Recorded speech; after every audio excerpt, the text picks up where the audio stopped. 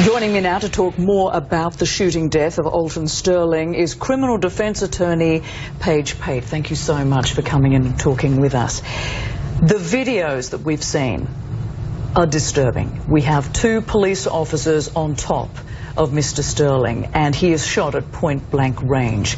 What is your reading of what played out? I mean, we haven't talked to all of the witnesses yet, but having watched both of these videos, I think it is a clear case of excessive force.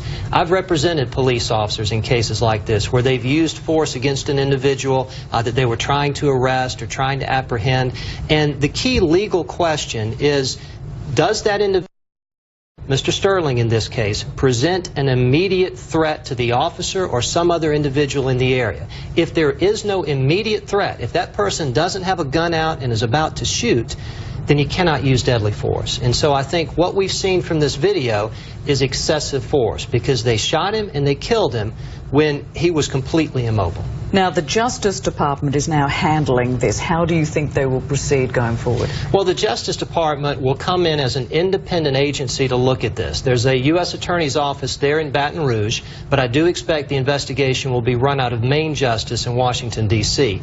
The FBI will investigate it. They'll, of course, look at the same video that we've looked at, but they will also talk to the witnesses. They'll, of course, talk to the officers if the officers want to cooperate. They don't have to, because if it's a criminal investigation, then they have a Fifth Amendment privilege not to talk to law enforcement. So we don't know at this point if the officers are actually going to make a statement about what happened.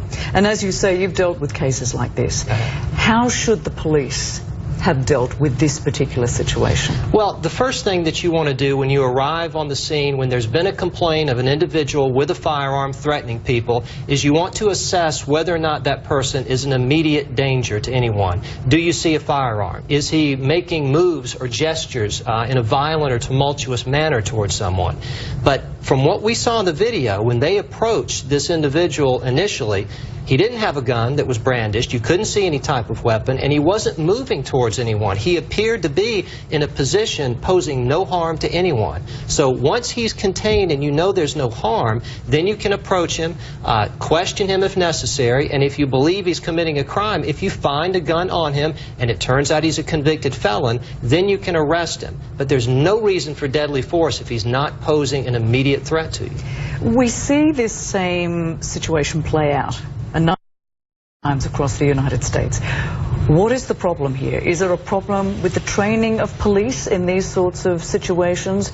Do people panic? Do the police just not know how to handle some of these situations?